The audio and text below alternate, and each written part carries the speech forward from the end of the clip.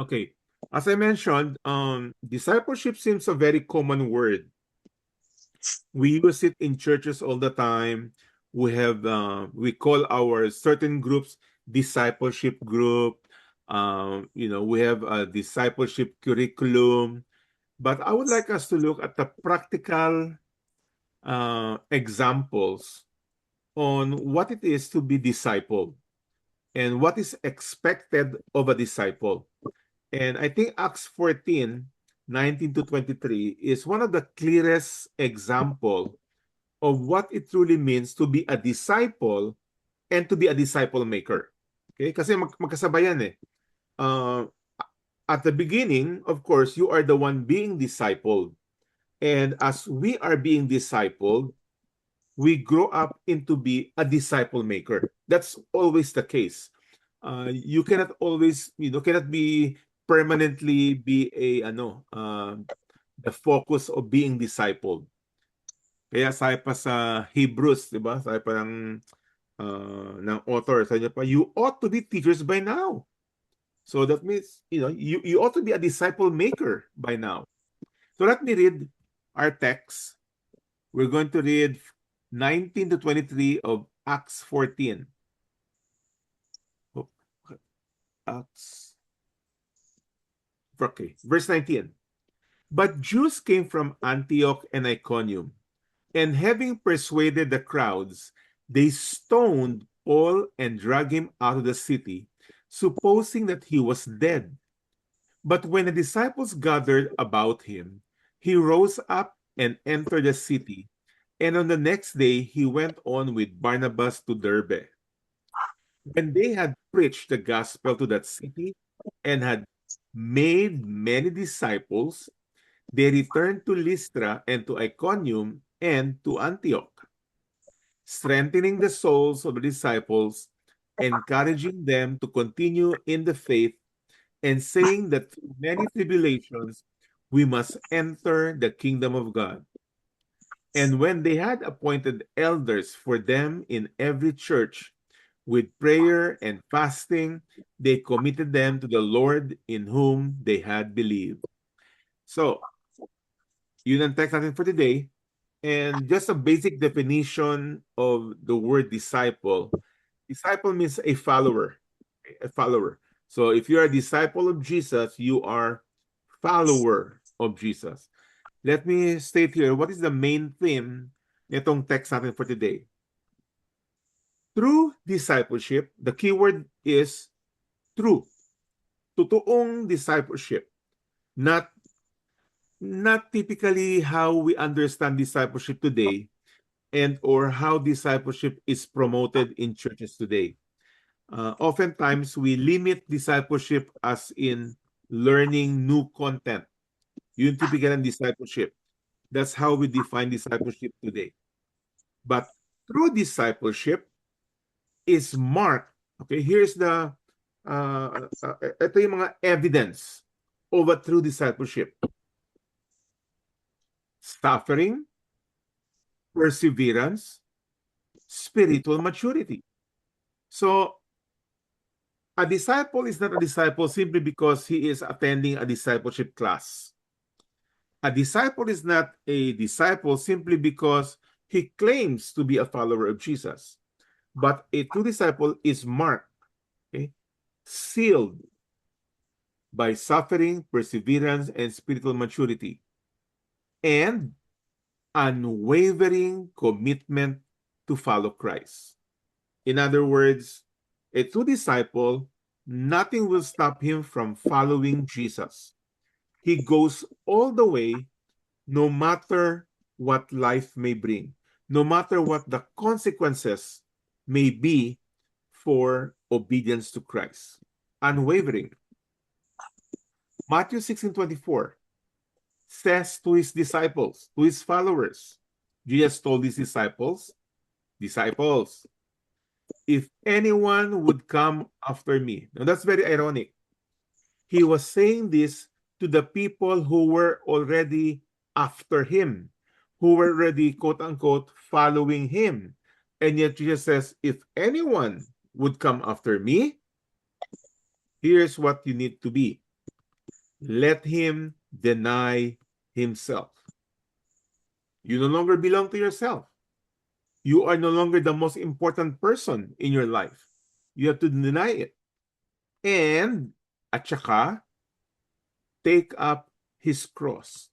Now, the cross, especially in the first century, is not a jewelry that we wear, on our necks. Mga necklace or mga, crucifix sa pader.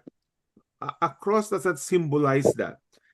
The cross is not just symbolizing the death of Christ. In this context, the cross is a symbol of execution, of death. So, what Jesus was saying, if you want to follow me, number one, you are no longer the most important person in the world. You don't live for yourself anymore. Deny yourself. And take up his cross. You are willing to walk and follow me, even if it will cost you your life. Then follow me. So, the word disciple is a follower. So, if I'll paraphrase this, Jesus said to his followers, follow me. Parang very ironic, because supposedly they were already following, and yet Jesus was still uh, uh, telling them, no, follow me in its true sense.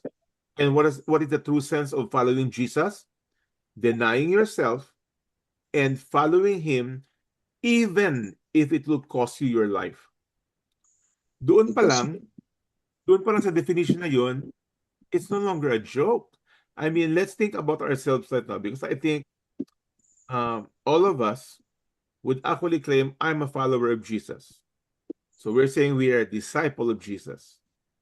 But if we look in that, we really look into our life, how far are we willing to follow Christ?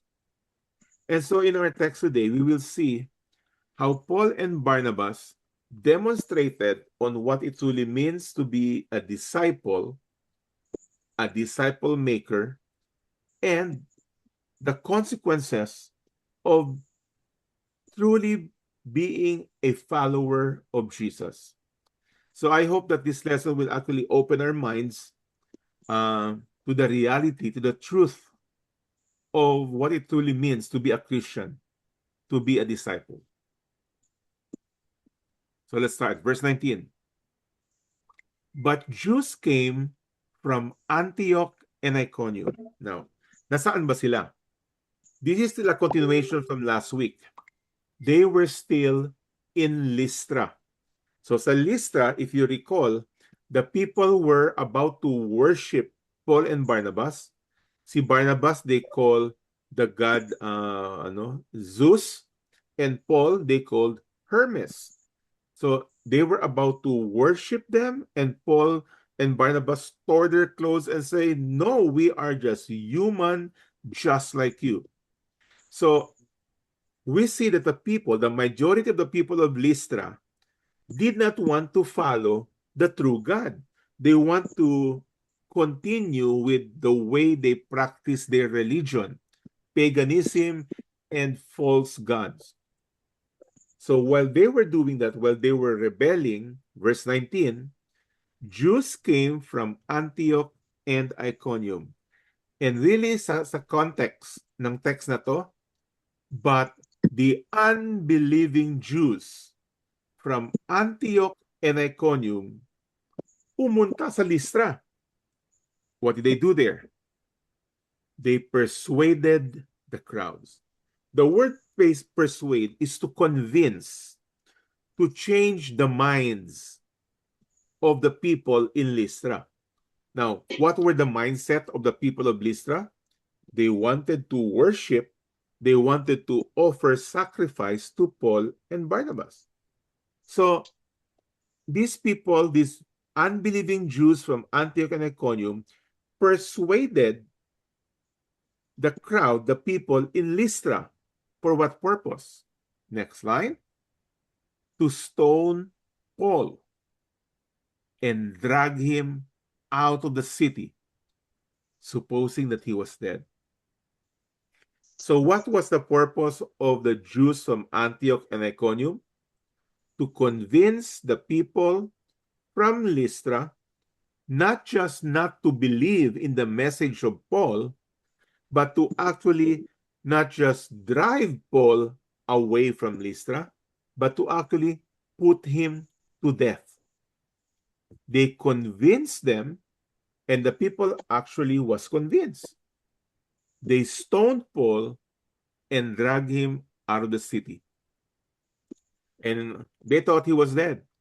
And frankly, it's possible that actually Paul died. 2 Timothy 3, verse 12. You know, si Paul, he is not unaware of the danger of preaching the gospel. The gospel has been rejected starting from Cyprus to the towns in Cyprus, to Pisidia, to Iconium, to Lystra. Alam niya yun.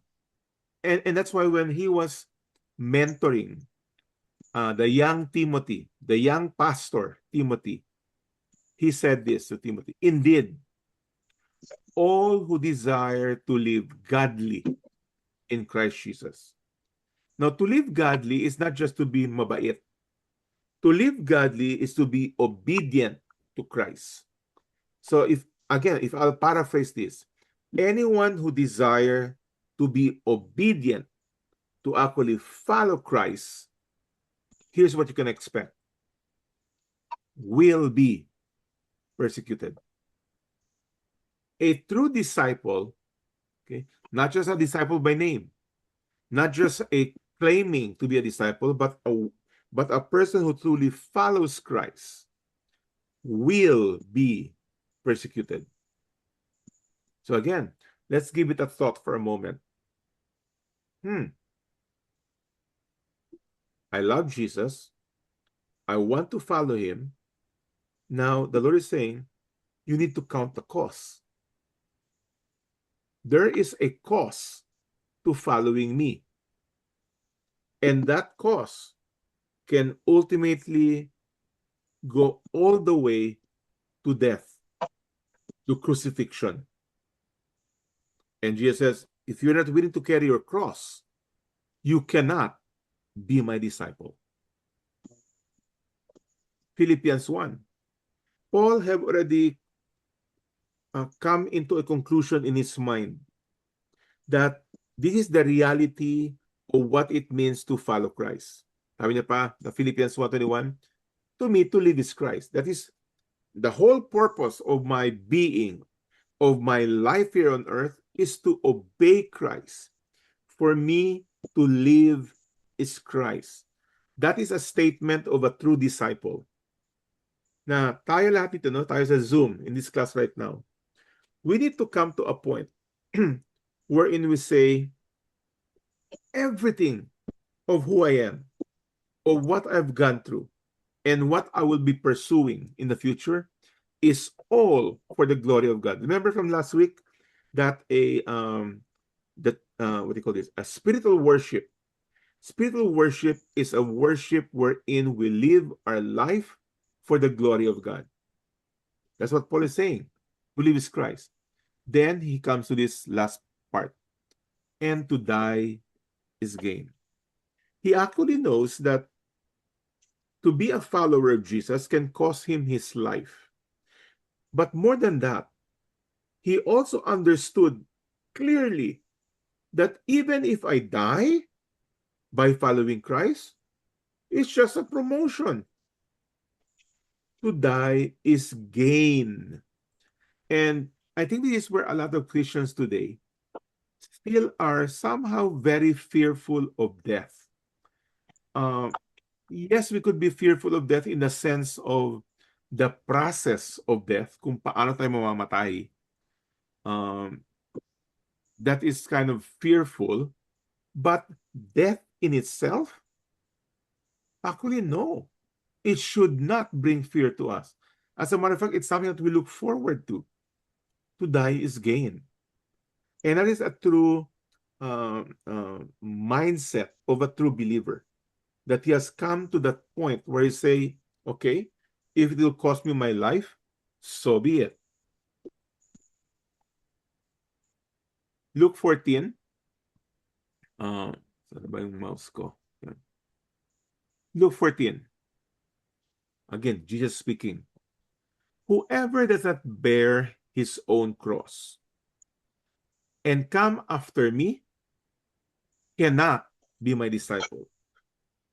Madaling salita. If you have not come to a point yet in your obedience to Christ, you might be truly saved. You might have truly been justified. You have truly been born again.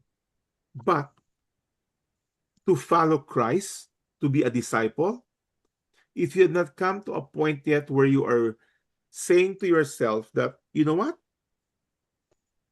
If it will cost me my life, then so be it.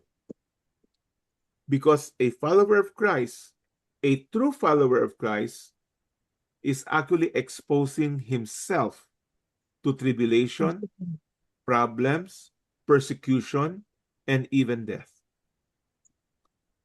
Then he says this, verse 38. For which of he gives an illustration. For which of you desiring to build a tower? Now he gives the illustration of a tower. A tall building is like a believer who has mature.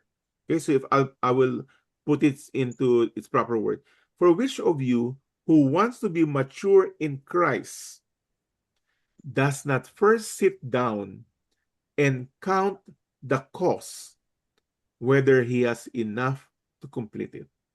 I think this lesson is really asking us to sit down and take into consideration what it truly means to be mature in Christ.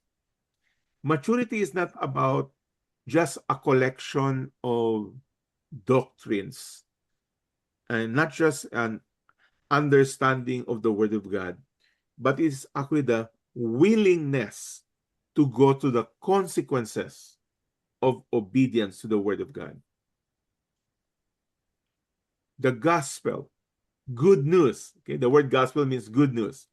The gospel of Jesus Christ. Now, why did I say that? Because there are so many so-called gospel out there, no? Yung mga prosperity gospel, social gospel, okay? I'm putting that aside. The true gospel of the Bible, the gospel of Jesus Christ, as we have learned, number one, it divides. You can lose friends. You can even have enemies within your family. You can even lose business, lose your job even. It divides. The gospel, the good news, exposes sin. Kaya hindi talaga pwedeng, ang churches always just trying to make people feel good. And they always use the word, kailangan ma-encourage.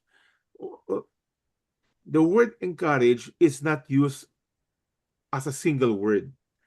The word encourage in scripture is to encourage the believers to obey Christ.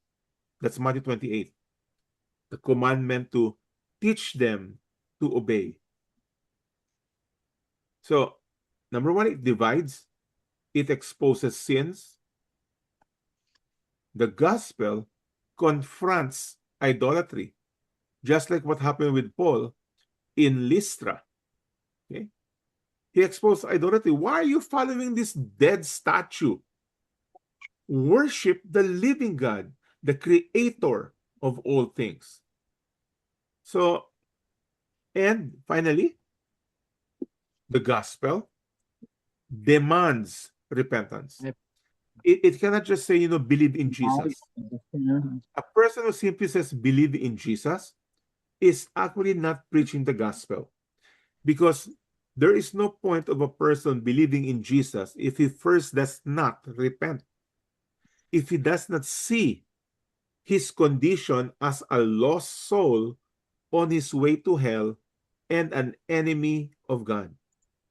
Now, because of these things, the gospel, which is the goodness of Jesus, divides, exposes sin, confronts idolatry, and demands repentance. This is the very reason why the world hates it.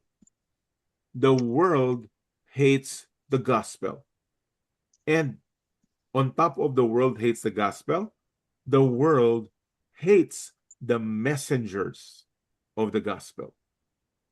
That is why Christians who actually follow Christ, who obeys Christ, who involves in ministry, evangelism, and discipleship will be hated by the world. Once again, Jesus says, carry your cross and follow me. When he said this, what he was saying is, I invite you to come and die. Why? Grabe naman yan. Yes, that's exactly what he says. The last part of that verse is actually in the imperative. Follow me. It's a command. Follow me. Carry your cross and follow me. And dying is not always dying, physically, although it can come to that. But discipleship, true discipleship, begins with death to self. Deny yourself. That's dying to self. Now, John the Baptist says that I might decrease and he increase. That's discipleship. That is sanctification. That is the goal of every true believer. Lahat tayo dito, no exception. The goal is to deny ourselves daily and that Christ would continue to rise up within us. So because of these things, the gospel, what the gospel does, they stoned Paul and dragged him out of the city, supposing that he was dead. Now, take note.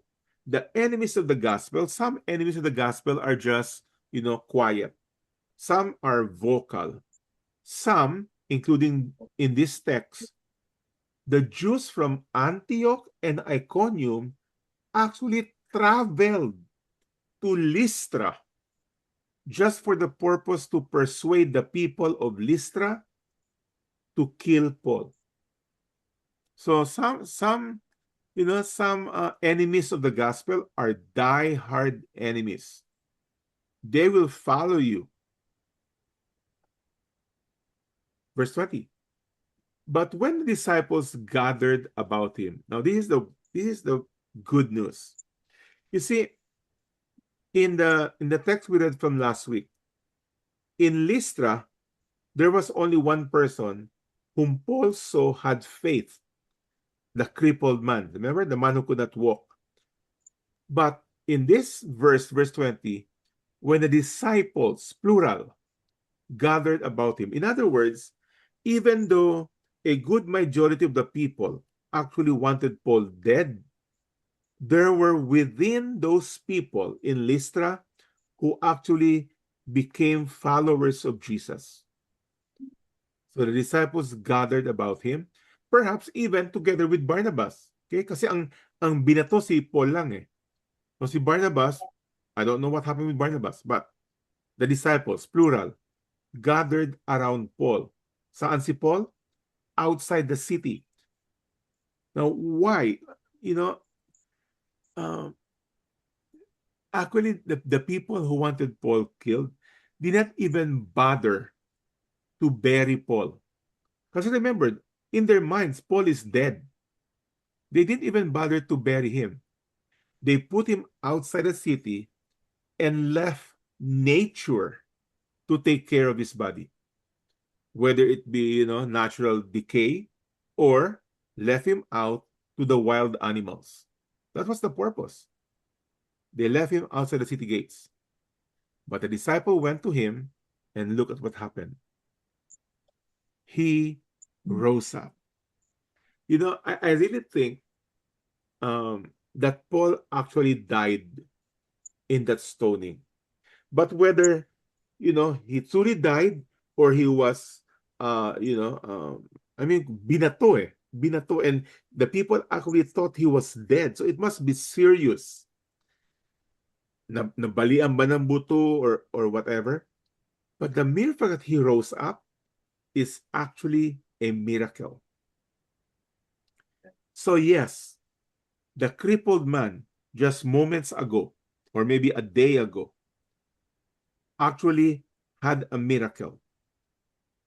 This one, Paul rising up immediately, is another major miracle. And look at what Paul did. After he rose up, he could have said, you know what? Break muna ako. Time out muna ako. Ano muna ako? R&R muna ako. You know what Paul did? He entered back to the city. This question, there was a question for me this week. Mike, ang Christian ba, since our life belongs to God, when do we die? At what point do we die? And I pointed out dito sa Acts 13. We took this up many months ago, where it spoke about David, King David. And here's what the text says, verse 36. For David, after he had served the purpose of God in his own generation, ito ang keyword, after. After he had served, after he had done what? The purpose of God. So God has a purpose in this text in the life of David. In principle, God has a purpose for your life and my life. In our generation. With David 2,000 years ago. With Paul, no. David 4,000 years ago. 3,000 4,000 years ago. With Paul 2,000 years ago. With you and I today. God has a purpose in our life. And after we serve or have accomplished the purposes of God in our life and through our life, here's the result. He fell asleep and was laid with his fathers and saw corruption. You know, this is something that we need to truly understand. Yes, we get sick, okay? Yes, you know, we can have some viruses, COVID-19 or whatever it may be. But in the end, from the point of view of scriptures, that our life would actually come to an end after God accomplished his purposes in our life and through our life. Kaya, you know, Paul actually had the confidence that, you know what? Yes, they might have stoned me in Lystra, in Iconium, saan pa ba yun? Sa Pisidia. What did he do? He rose up and entered the city. The very city where people dragged him out and stoned him. Bumalik siya. Wow. Why? You know, he had this, he has this faith that if it's not my time yet, if the Lord has purpose for my life, then he will, you know, he'll protect me, he'll prolong my life, and he'll make sure that I'll be able to accomplish all his purposes. And if I die, then I still have accomplished the purpose of God. I think that is a very important thinking for all of us, Christians, no, disciples, followers of Jesus, that God uses our life not only for our sake, but for the sake of the people around us and the people that God permitted us to disciple. And it will only come to an end. Yes, dahil kumain ka ng lechon. Yes, dahil hindi mo inalagaan ang katawan mo. Yes, dahil na-aksidente ka. Yes, those are all true. But from the point of view of God, you only die because you have already finished, accomplished the purposes of God. So he entered the city, and on the next day, he went on with Barnabas to Derbe. So he first finished the work in Lystra. Now, why? Well, two reasons. It's not in the text, but I'm speculating. Okay. The first reason is that his evangelism in the city of Lystra is not done. That there were still people, the sheep of the Lord, who has not heard the gospel yet. So he went back to Lystra. And number two, that those who are sheep of the Lord needs to be discipled. They need to grow up and to be aware of the doctrines of Christ. Because to be a Christian and to be a growing up, maturing Christian are two very different animals. Magkaiba. That is why there are a lot of so-called Christians who actually act and move as if they're not Christians yet. Why? Because they are not discipled. So let me say this. If you and I faithfully proclaim Christ, here's what we can expect. Okay? If we are truly disciples and truly disciple makers, here's what we can expect. First, we can expect rejection. That's totally the opposite of many preachers today. That if you are, in Christ, if you are faithful, life will be beds of roses. Nope, that's exactly the opposite of what the Bible teaches. You can expect rejection. You can expect misunderstanding. You can expect opposition. These are the things we can expect as we obey Christ. Now, let me say this. It is not because you yourself is offensive. No. You might have a very pleasant personality, but you will still expect you will still have rejection, misunderstanding, opposition. Why? Not because of you, but because of your message. Because the gospel, the good news, is offensive. It is offensive. As a matter of fact, if the person you're trying to share the gospel doesn't feel somehow rebuked or corrected, probably we have not been preaching the gospel. 2 Corinthians 11, Paul says, he gives a little overview of the sufferings that he has encountered personally. He says, I have been beaten, I have been imprisoned, I have been shipwrecked, I went hungry, I went exposed, because he was in at sea, and he was constantly in danger from the Jews, from the pirates, from the Gentiles. Wow. But here's the beauty about Paul. As a mature, properly discipled follower of Christ, despite all of this, none of them stopped him from continually doing what he was doing. This is my prayer and desire for all of us, that we will not be content simply because we attend a Bible study, that we would actually, we always say, go be a blessing, that we would actually do what a follower of Jesus does, and that as we do it, we can expect all these problems, but none of it should actually stop us. It would actually should only motivate us, knowing that we are doing the works of Christ. So, after Lystra, Paul says to Barnabas, okay, Barnabas, let's move on to the next. Let's go to Derbe. When they had preached the gospel to that city, so this is the only thing that Paul does. He knows that the gospel is offensive. He knows that the gospel creates enemies.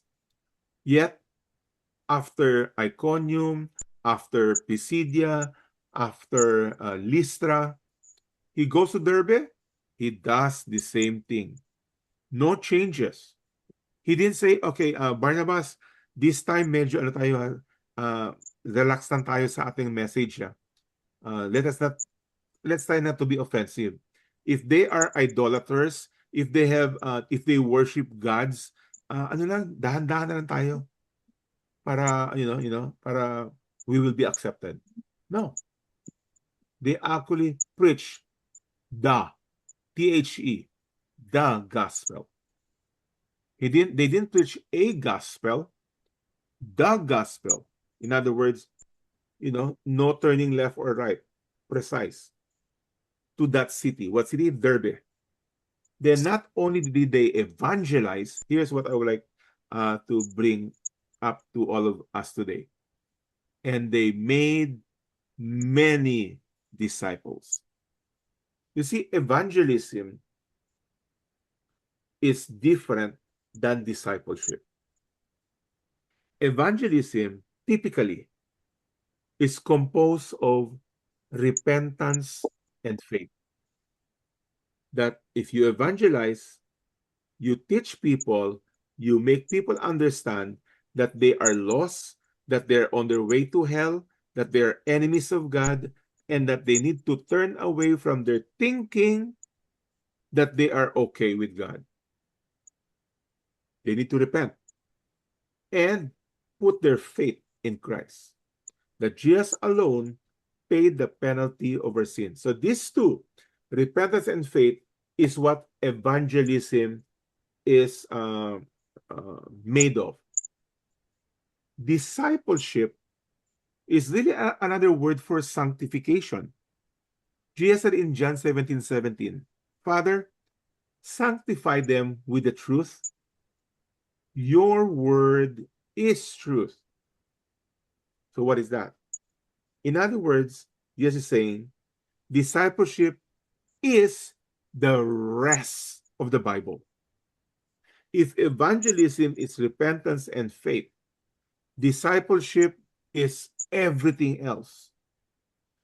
Love your neighbor, do good, the doctrines of faith, the doctrines of grace, and everything else. Right now, if you are in Christ, okay, if you already have been evangelized, all that we are learning is part of our discipleship. But a true discipleship is when we start to obey what we have learned. So Paul did that together with Barnabas. They evangelized and then they discipled. Then guess what? They returned to Lystra and to Iconium and to Antioch. What for? Well, to start with, these are the very places where they wanted to kill them. And yet, Paul returned back to these same places, Lystra in particular, where they were just stoned. And yet, bumalik sila doon. Sa Iconium, the same thing. Sa Antioch, the same thing. This tells us something very important. Why did they go back there? Either evangelism, discipleship, or both. But since we're talking about discipleship, let me just say this.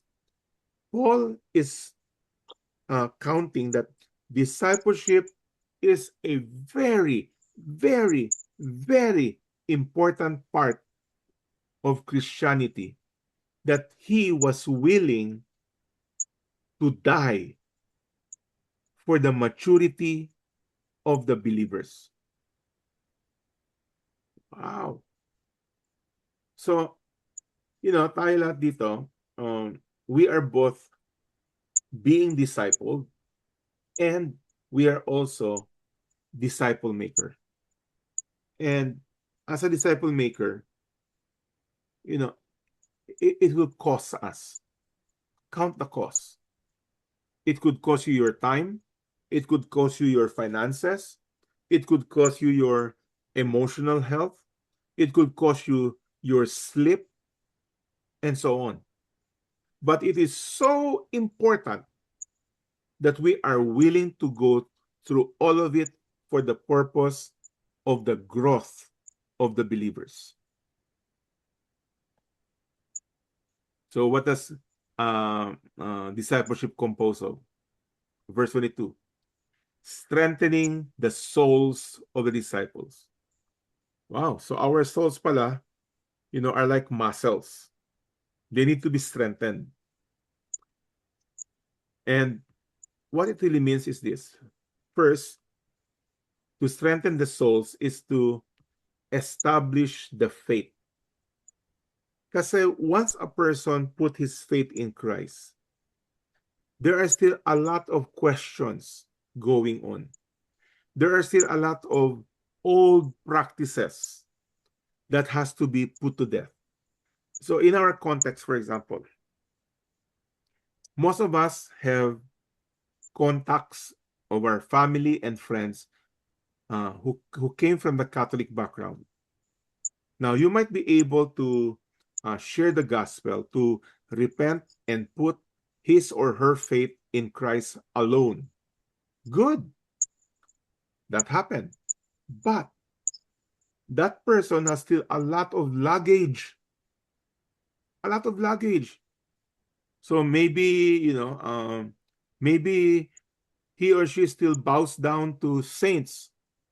Maybe, you know, uh, he still prays the rosary and so on. So you need to establish that. You have to make the person grounded in the word. And that is our very purpose of this Bible study. To ground us in the word of God, because the word of God is the only authority for life and living for a Christian. To strengthen the soul is that the new converts need to be grounded in doctrines. Same thing. You know, the doctrine of the sovereignty of God. Last week, I shared with you the doctrine of the of special revelation and general revelation. So, and these many other doctrines, because these doctrines are your tools to be able to disciple other believers. So he strengthened the souls of disciples. He encouraged them to continue in the faith. What does that mean? That Christian growth requires endurance. Endurance. This is where we teach Christians that Christian living, Christian life is not a what's the word? It's not again, it's not a bed of roses. There's lots of challenges in Christian living. So, but it requires endurance by encouraging that new believer to obey Christ despite the possibility of losing a friend, having his family as his enemies. So go on, move forward.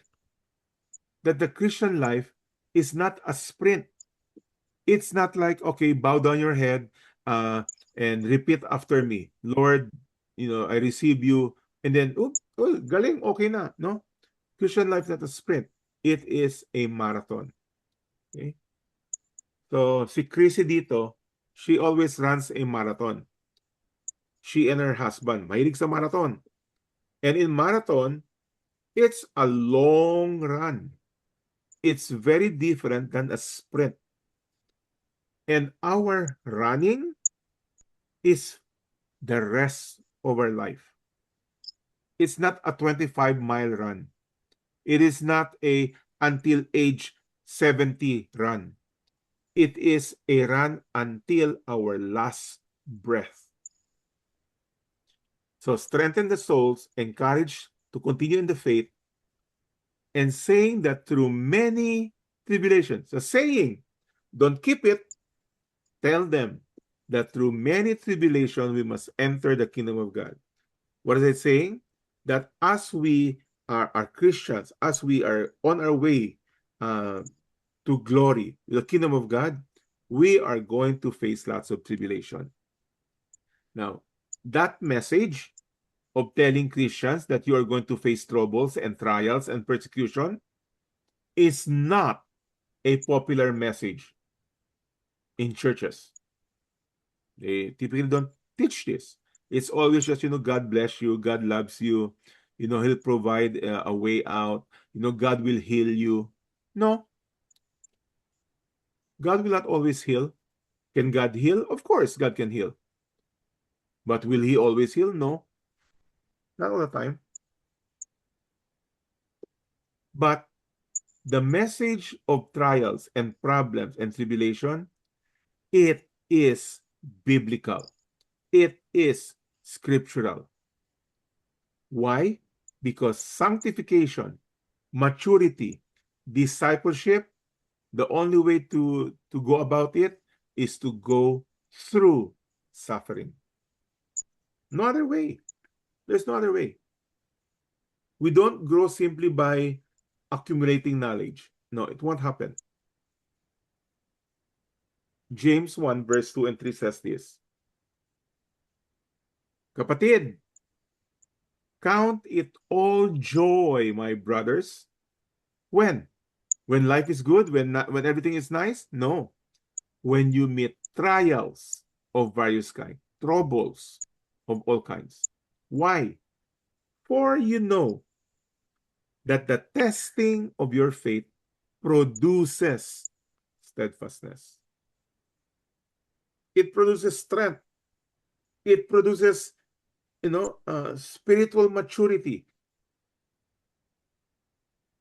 So, discipleship is the strengthening of the soul, encouraging them to continue in the faith, and telling them about the troubles and trials and persecutions that they will go through. Verse 33. And when they had appointed elders for them in every church. Now, this is very important now. You see, the world in the first century have not heard about Christ yet.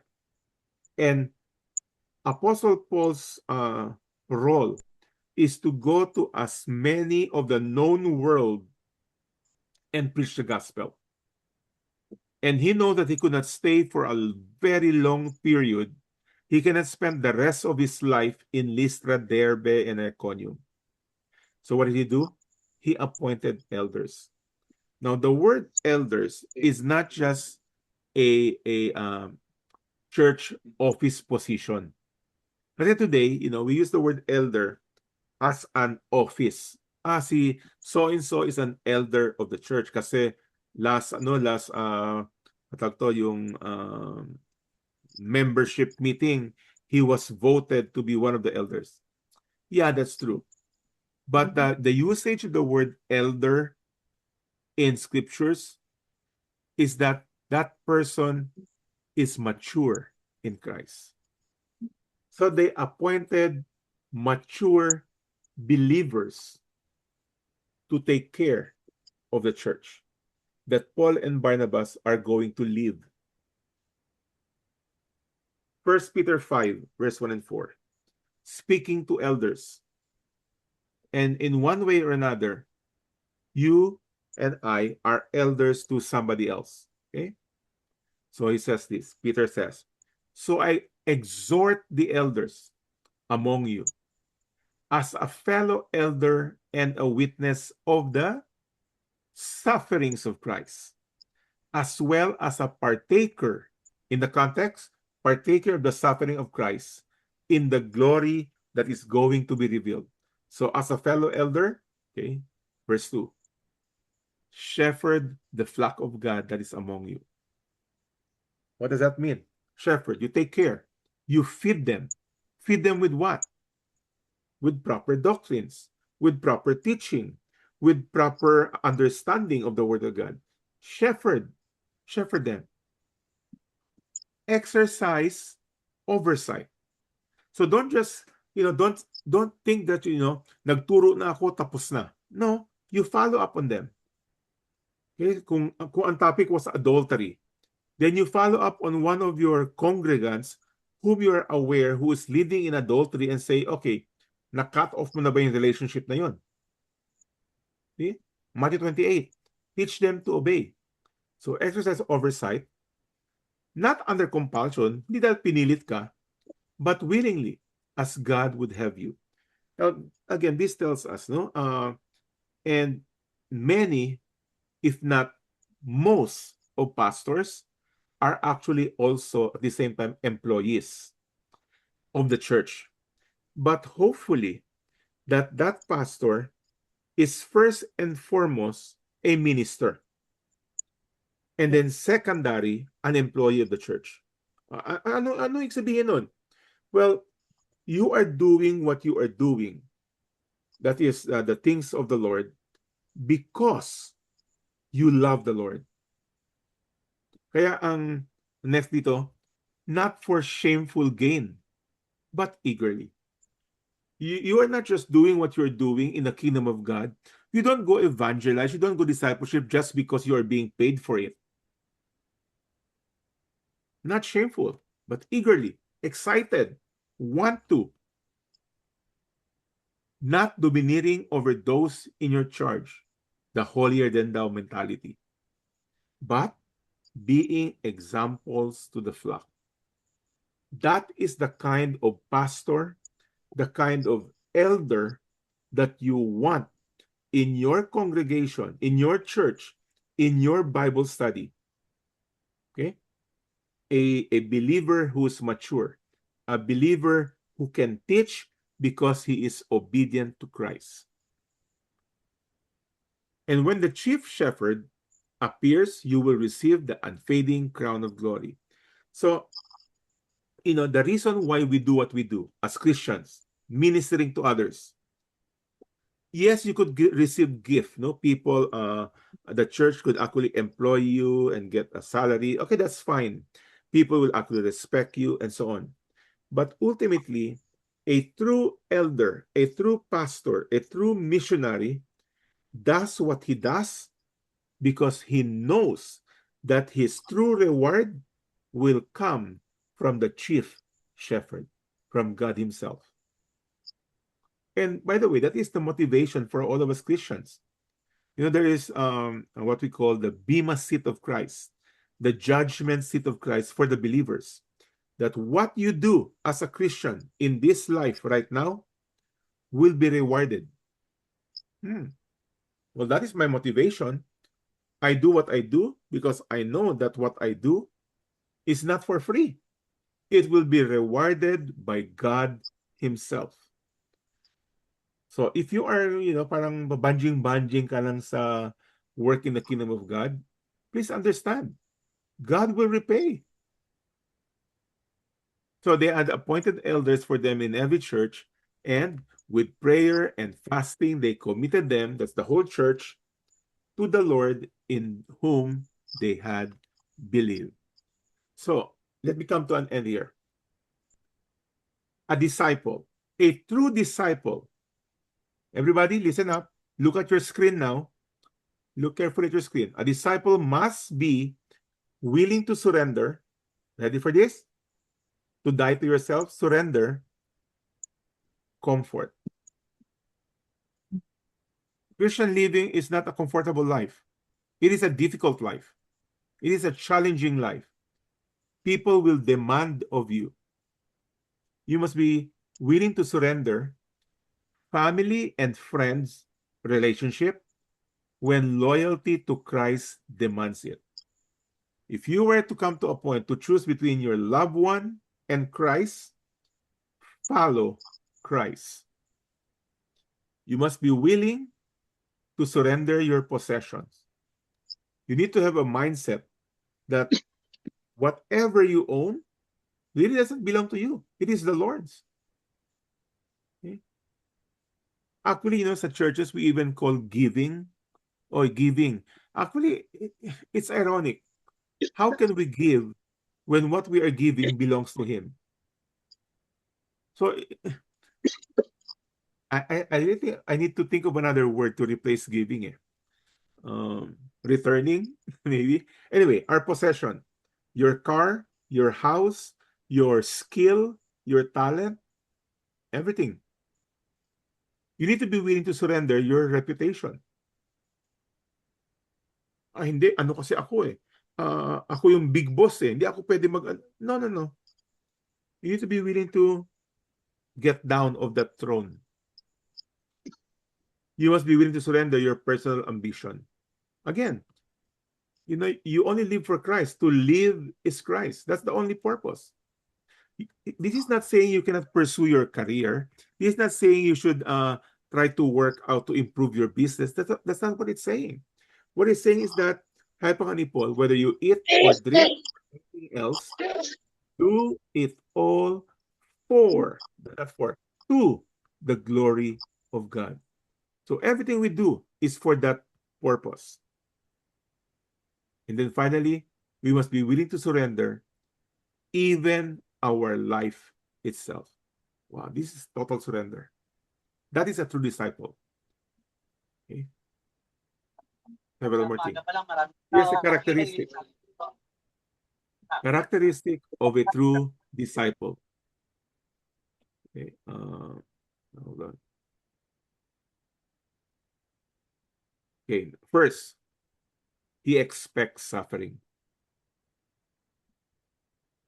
Are you all listening? Disciples, followers of Christ, expect suffering. Para pag dumating, hindi mo sabihin, Lord, bakit to? Bakit ganyan? Bakit mo pinayagan to? Why me? Expect suffering. Persevere through hardship. Don't give up. Because God has a purpose. Because Romans 8:28 is true. That all things work for the good to those who love Him. Even the seemingly bad things. Values Christ above personal comfort. Again, the only purpose in life is to serve Him. He continues to serve despite opposition. Again, he wouldn't back down. Not even if, like Peter and the disciples, when they were said, stop preaching. Ano sabi nila? I would rather obey God than men.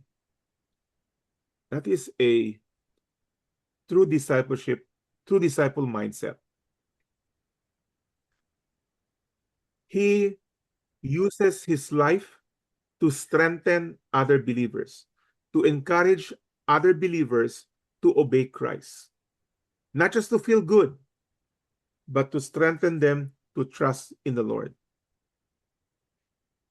To embrace tribulation as part of God's plan. Okay, that's part of God's plan. It is not something na pag Kristiyano ka na, problems will go away. No. Don't be fooled by that. Submits to biblical leadership. Now, I added the word biblical leadership because we don't follow leaders blindly. Okay? Sabi pa ni Paul kay Timothy, Timothy, follow me as I follow Christ. Which tells us that if our leaders are not following Christ, then you are not supposed to follow that leader. No matter what his title is. So follow biblical leadership. And finally, finishes the race faithfully. Paul says, I run the race all the way. And you know that you are truly in Christ is because you do not give up. That's why Paul says, for all the believers in Lystra, in Derbe, in Iconium, in Antioch, with prayer and fasting, they committed them to the Lord in whom they have believed. Why did they commit them to the Lord? Because the Christian life, to be a disciple, to be a follower of Jesus, is not easy. I repeat, to be a disciple of Jesus is not easy, but it is a blessing. Yun ang kapalit nun. So, this is basic discipleship. Discipleship 101. Okay, everybody, before we go to our Q&A, can I invite you to please turn on your videos now and your microphones, because I want to lead us in prayer. And when I lead us in prayer, I would like to hear your response. If you truly believe the prayer, I already posted this in our chat group, no? And hopefully you already reviewed it. And if this is something that you are also, if this is your heart's cry, then follow after me. Echo my prayer. Okay, shall we? Let's pray. Heavenly Father, Heavenly Father, Thank you for calling us to follow your Son, no matter the cost. thank Thank you you for for calling us to follow your Son, no matter the cost.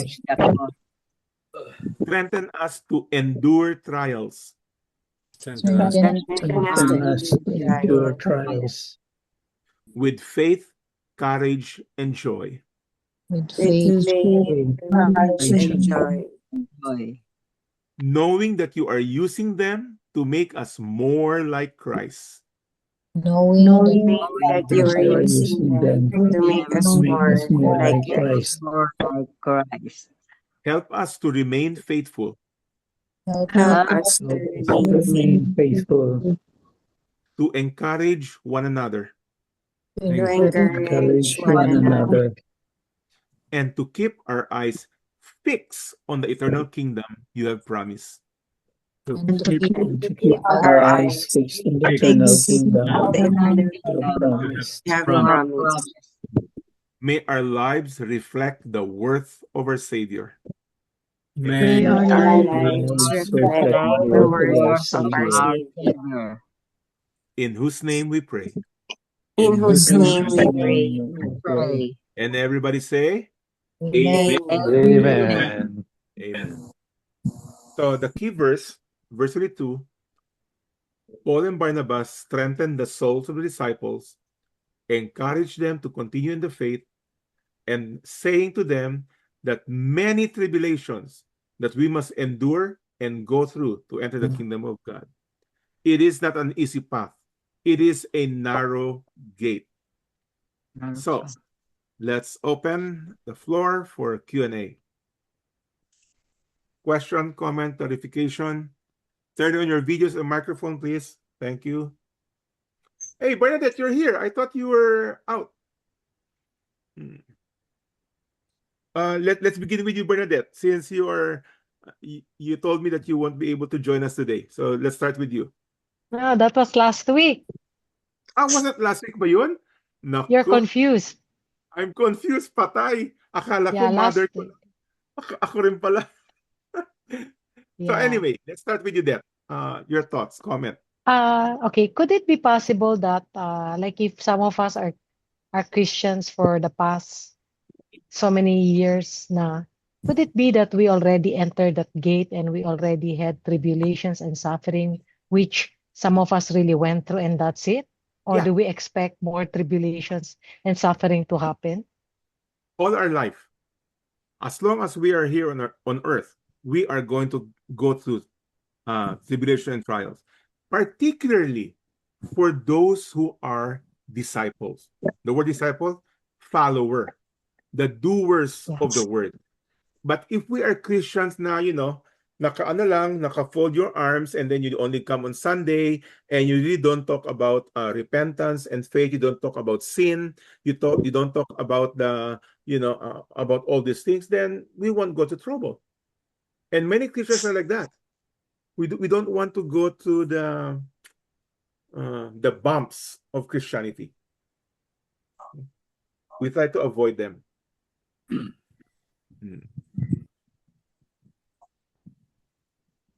All right. Thank you. Thank you, Mike. Okay. Anybody else? Now, by the way, these Mike, trials and persecution is a result of obedience. Okay, this is not a result as a consequence of sin, because we will also go to problems and trials because of consequences. So iba yun. We're not talking about that. We are talking about the result of obedience to Christ. Okay. sanctification. Yeah. Mike, Okay. Yes. Go on. last Saturday, if I am not mistaken, dahil gusto ko ngang mag-message sa iyo privately, pero alam mo na yung matanda na biglang na-erase yung sinusulat ko. I think you said that those who are going to join the discipleship group are born again Christians. Yeah. And then it triggered my mind na the disciples, at least the 12 disciples of Christ, were not born again yet. Because we have to remember that the Holy Spirit was only given in the New Testament. Yeah. When Jesus said that, unless I go, the helper will not come to you, and I will tell my Father to send you a helper. Yeah. So, anong question mo? Anong... So, paano naging disciples, yung 12 disciples, when they are not yet born again? Because wala pa yung Holy Spirit. The word disciple is not equated as Christians. But Christians who are being discipled, but Christians who must be discipled are people who are truly in Christ. Because, for example, in John 6, verse 66, here's what the verse says. Many of his disciples turned around and no longer followed him. Because the usage of that word disciple there is simply the sumusunod-sunod. Where Jesus went, they followed. In the same manner, as we use the word Christian today, the word Christian that we use today is not necessarily saying that that person has truly been born again. We use the term Christian as a generic term to refer to people who says, I grew up in a Christian family, I grew up, etc. So, depending on the usage. Pero yung proper usage of the word, when you say Christian, that means he has been justified, he has been born again, he is a child of God, and he has been transferred from the kingdom of darkness to the kingdom of light. That is the proper usage of Christian. Pero as a general terminology, we just use anybody who claims to be Christian to be a Christian. Kaya we need to be able to differentiate. Okay? The same thing with disciple. Meron iba sabi nila, disciple ako. Ba't ka disciple? Kasi nag-attend ako ng discipleship class eh. No. You're not a disciple because you attend a discipleship class. So, yeah, I think it's dangerous to just look for patterns and parang formulas, di ba? To define our Christianity. Yeah. Correct. Yeah.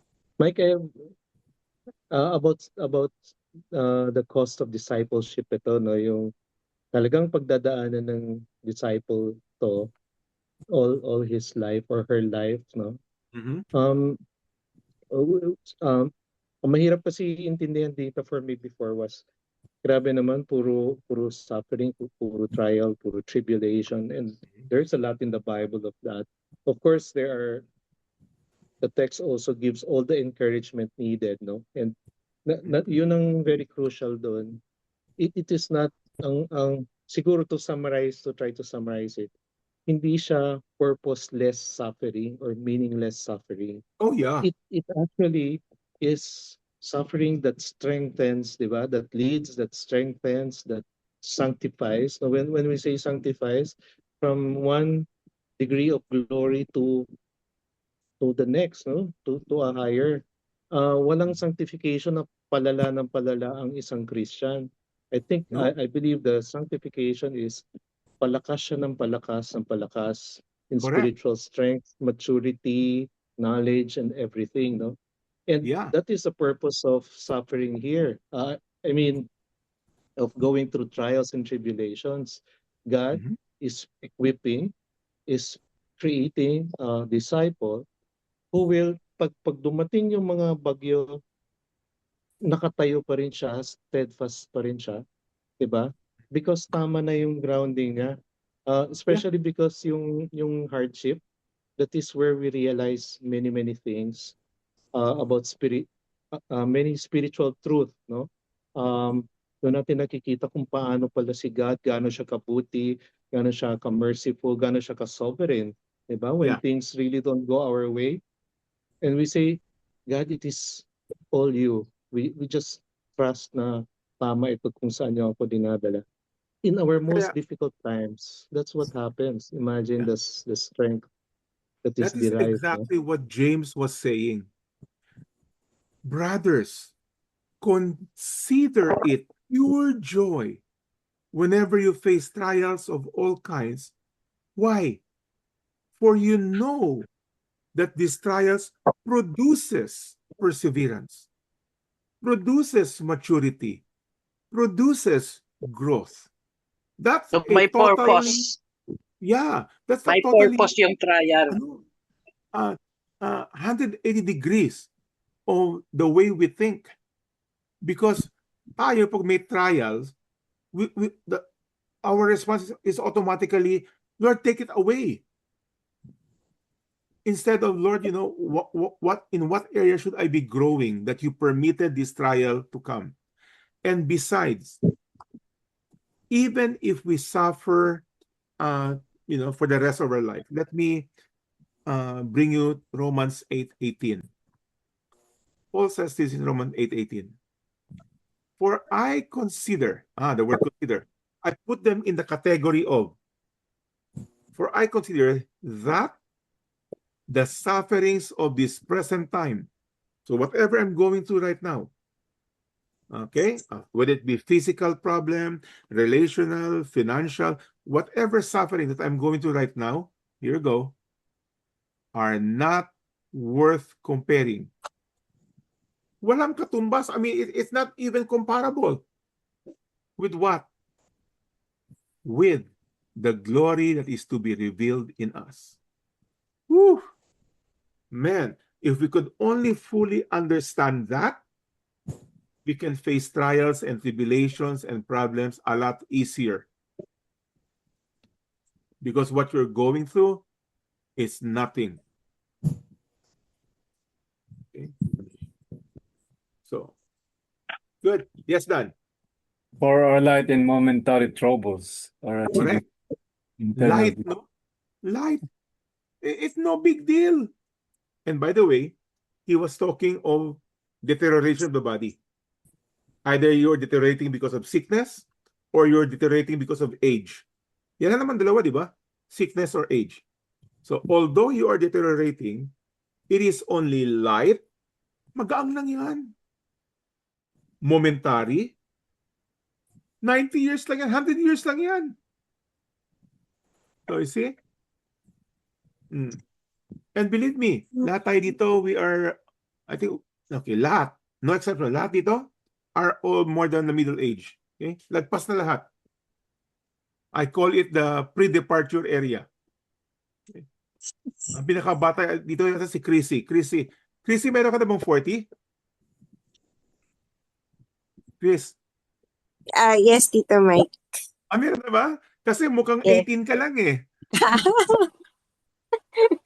Mukha lang.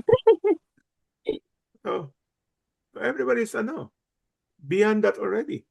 And by the way, even if you're in the healthiest of health, there's no guarantee. Oh. Baka mas mahaba pa ang buhay ko sa'yo, Chris. Wag naman, kailangan ko pa, Tito Mike. Bata pa si Chloe. You can never know. Remember, God has always a purpose.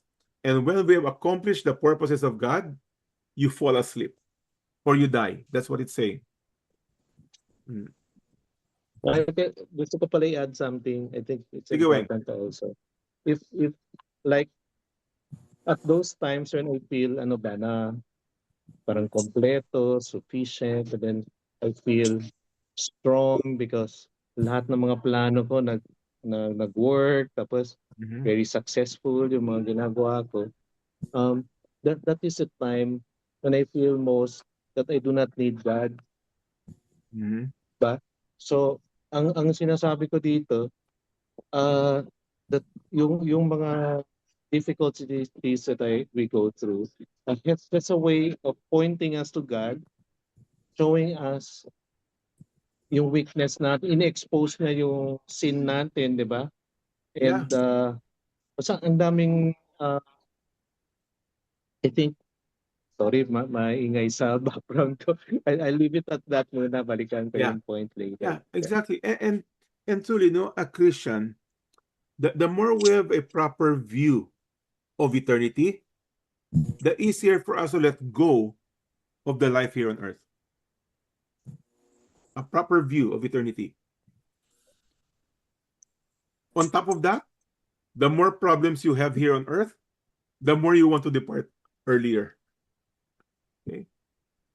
Oh, si Isa, tumatawa si Isa. Tama ba, Isa? Marami kaya problema, Isa. Yun na, Mike. Sanay na tayo sa problema. Sanay ka na? Oo. It What? makes us grow and grow in faith, trusting God everything. Yeah. Okay. Good. Ayun, Anybody else? yung isang kwento ko pala na gusto ko i-share, doon sa church namin, yung isa sa pinaka-faithful doon na pumupunta palagi sa mga teaching, sa mga theology, sa mga yung life group meetings and so on. Very, very, very rarely siya nag-a-absent. Is a person who is already more than 70. Uh-huh. Masyado na siyang kuba yung back niya. May problem kasi siya sa spine. Nasa hospital yan every month, for one of the organs na naman na nagfe-fail na naman ito, nagfe-fail na naman iyon. And gumagawa siya palagi ng paraan, sumasakay lang yan ng tricycle kasi wala naman naghahatid sundo sa kanya. Yung mga grown children nila na lahat nasa labas na. It's not that meron siyang material, anything na nakukuha from the church, but by that action, yung palaging nandun, palaging present, palaging nakikinig, so on. Tapos siya yung nagli-lead sa mga intercessory prayers every Sunday. Parang mga 7 pa lang or before 7, nandun na siya. Unang-una nandun, naghihintay na sa lahat ng mga tao. So, imagine that person, sobrang physically impaired, hirap na talaga, naka-wheelchair and so on. Pero grabe yung ginagawa niya. Yeah, that should rebuke many of the Christians. That should rebuke. Okay. Any more? We still have 10 minutes before rapture happens.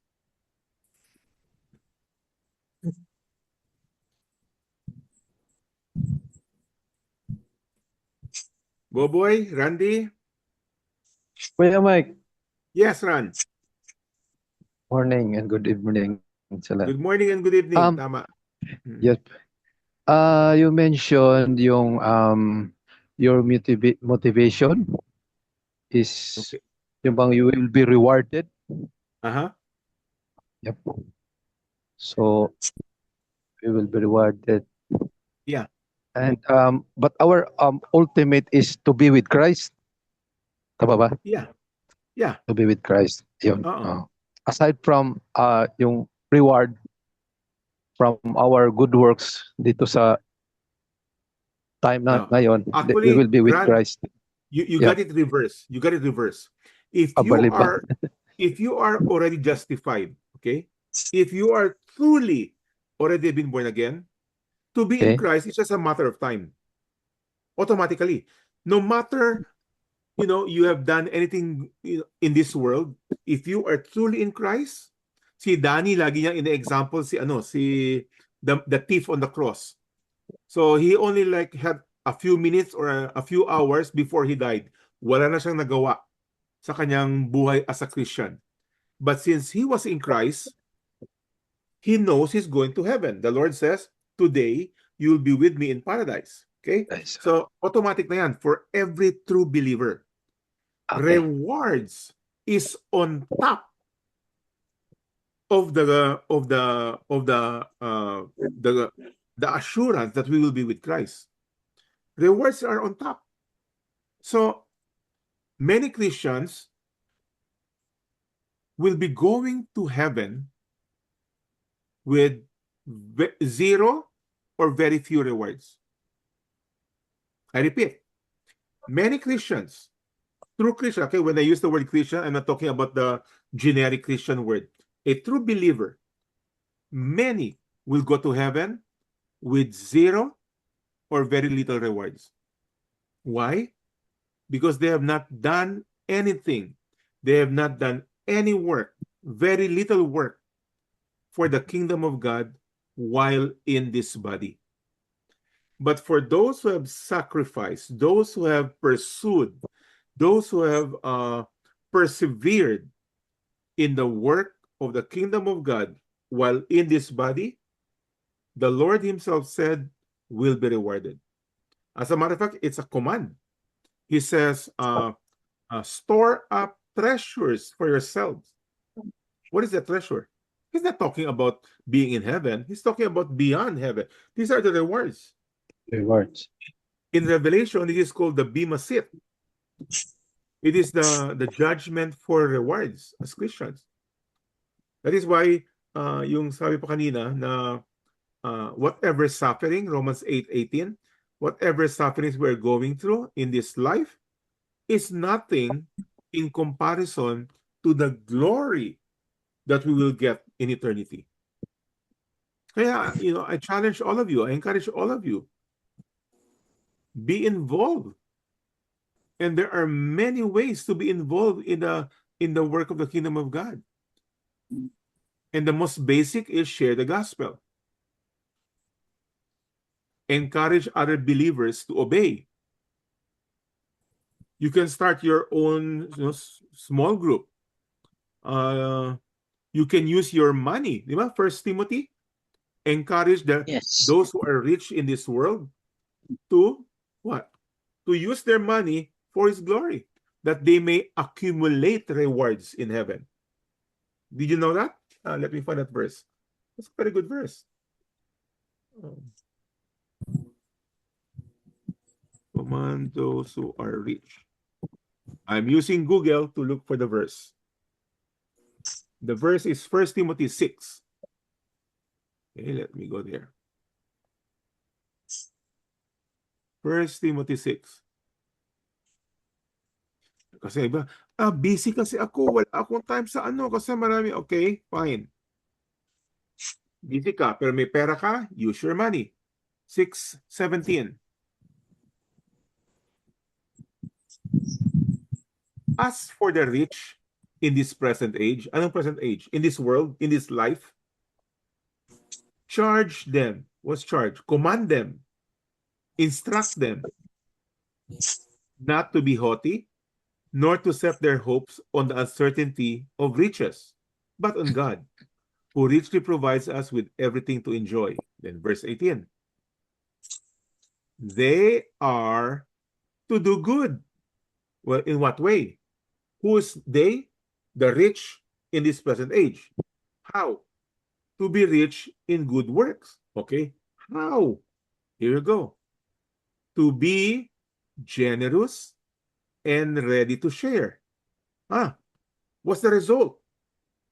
Thus, resulting in storing up treasure for themselves as a good foundation for the future. So what future is that? So that they may take hold of that which is truly life. Well, the future is when we get to heaven. That's the rewards. You see? So not only your skill, not only your talents, not only your car, your house, your money, everything can be used for the glory of God and to accumulate rewards. There's nothing wrong to say, I do this for the glory, for the glory of God, for the accumulation of the word. That's fine. God commanded it. Si Danny, again, may magsabi, ano lang yan, dahil masabi ko, yung may promo period lang yan. You know when the promo period... For light and momentary troubles. Ano? For light and momentary troubles. Yeah. Again, dito lang sa mundo, no? Promo period lang yan. So, and by the way, while all of us here are healthy, fairly healthy, do as much as you can. Because when you grow older, when you are sick, wala na. You start to deteriorate. You cannot do much anymore. You can still do, but not as much as when you are healthy. Si Blair. Mike. Inuubo ka na, Blair. Mike. Yes, Con. Going back to what you said a while ago, that the thief on the cross was really not a born-again Christian, something like, but in Christ.